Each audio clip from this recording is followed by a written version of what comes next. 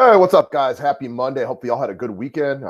DFS, fantasy football playoffs, regular football. There was a lot to go through yesterday. Hopefully, you guys did well with your fantasy playoffs. Todd Gurley, for a lot of fantasy owners, was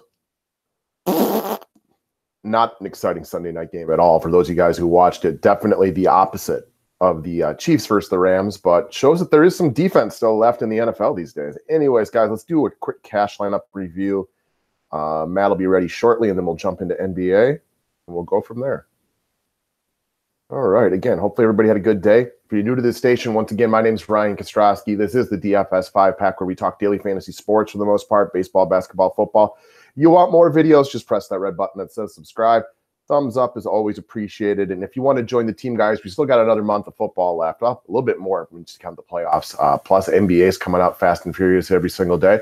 Love to have you be part of the family. If you don't have time to do research, we tend to work out really well for people who are just lacking in time, because we'll give you a lot of the firm picks that go along with it. But let's move into this one. So, again, standard massive $25 double up is what we go over when we want to talk cash lineups. Cash lineup yesterday, about 140 to 144, somewhere in there, depending on what your double up you were in. 141.74 in this one, with a 150.58. We won fairly easily, but it was not an easy win in a lot of different ways, because it took a late rally. As you can see, starting at top, I thought Ben Roethlisberger made a ton of sense yesterday, but it's hard to score well when you don't play the majority of the second half. Now, that was a weird game because he got banged up at halftime.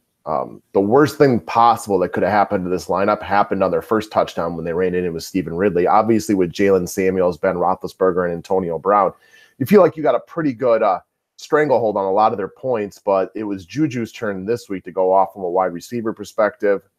Samuels didn't get to hawk the 1-yard touchdown. That went to Ridley.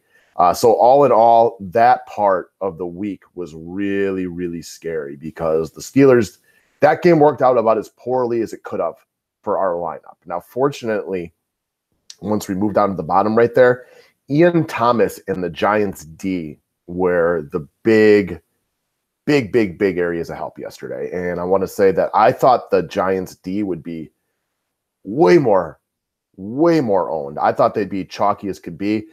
For 2 words, butt fumble. They were playing Mark Sanchez. I was absolutely flabbergasted. I couldn't watch football yesterday, at least not the early games, for the first time in forever.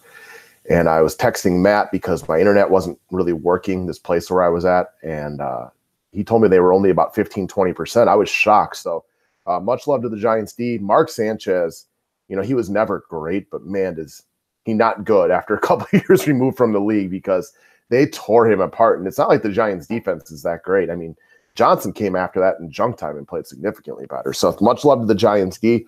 Also, Ian Thomas, I was a little surprised he wasn't a bit more popular. I thought he made a lot of sense yesterday. They were filling in for the Panthers when Greg Olsen is now out for the year, against a Cleveland team giving up double-digit points to fantasy tight ends every single week. So I thought that was a slam dunk play. He came through real nicely for us at 16.7 off of a low salary, so that was a big help. So those guys were they made up for the Steelers more than anything. And I spent all week debating between Ezekiel Elliott and Saquon Barkley for my top dog. Ultimately, it didn't really matter. They scored really similar point totals, and I had the money to go with either of them. I chose to go with Zeke because I expected him to be a little bit more popular. I guess I actually never went back and checked on the ownership percentage of Saquon Barkley, but point-wise, they were very, very similar. So that's the fun part about DFS, when you spend all week trying to debate one pick, and it turns out that it works out exactly the same. So then we move into the wide receivers. Keenan Allen was okay. A little bit of a letdown, didn't do anything in the second half with the exception of one long reception. He was real popular, though, so that pick made a lot of sense. There's a reason he was 40% owned. He was a guy that I had a real close eye on all week, along with the majority of other guys. So that helped. And then the other thing that really helped was Humphries over Godwin. And I think Godwin was substantially more popular again yesterday, which I still don't understand why people prefer him over Humphries. I know he ended up being a little bit better than Humphries last week, but I thought Humphries was the better play. And Humphries had a nice solid first half with 4 for 42, but Tampa Bay didn't do squat in the second half. So he also ended up being a big-time disappointment right there with only 8.2 points. Fortunately, I think Godwin only ended up with 1 catch. So we were able to benefit from a chalky Godwin not doing anything. He was a guy I mentioned, but I never really had a ton of interest in playing. But somebody I thought would be relatively popular that made sense. So Humphreys was better than Godwin, but he still wasn't good. So definitely not a good pick on my half or anything like that.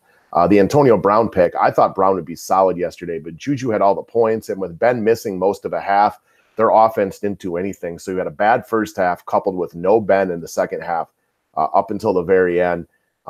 Juju was left wide open multiple times, making him the guy to go to. So that was also a real bad pick over here. I liked Brown a ton yesterday. Clearly, I was dead wrong to pick him. I mean, even though we did take a bump down with the Roethlisberger injury, still, he wasn't very good before that, and he wasn't really that good when Roethlisberger came back in. So can't blame it all on that. Just, chalk it up to being wrong. I mean, that's all that I'll say on that one. Clearly wrong to make that play, and, try to move forward with it next week. Jeff Wilson Jr. was another one. I was surprised he wasn't more popular than Jalen Samuels. So he had way more touches, and he was a big part of it. He just never really needed any receptions because they were up the entire game. And George Kittle went absolutely crazy. And he was okay with 10.6, but overall, that's a bit of a letdown. He was in a good spot. He had 90 rushing yards. He just didn't hit pay dirt and didn't have to catch the ball a lot. So he ended up being a little bit of a disappointment. But all in all, it's a win. It's not a sexy win. Didn't do much in GPPs or anything like that. But, fortunately, a win is a win is a win. And you just kind of hang your hat on it, move on to next week. It just also goes to show how emotional this game is. So the day started out poorly in the aspect that Christian McCaffrey grabs 2 touchdowns early, and you're like, oh man, really? Right away. Then I saw Saquon was going nuts, and I knew I went with Zeke, and so I was a little bit annoyed. And then things got better. You started to see some improvement. Ian Thomas ends up with a good day. The Giants score that pick 6, and you're feeling really good about your defense. In the afternoon, you're starting to feel better. Keenan Allen scores a touchdown on the first drive. Humphreys had 8 points in the first half, and you felt good on it. And then it takes a downturn when Ben goes out, and you count the day out. I wasn't even looking. I wasn't even going to check my lineups. And then all of a sudden, Ben comes back in, throws a touchdown. You're like, all right, I'll take a look. And we had just squeaked into the money at that point. And then Zeke got a bunch of more receptions in the end of the fourth and a little bit there in the overtime session, which just kind of helps, strengthen the lead a little bit. Ben grabbed another, 50 yards on that Juju play at the end. So it did enough, but this is an emotional game, man. Like yesterday was ups and downs all day long.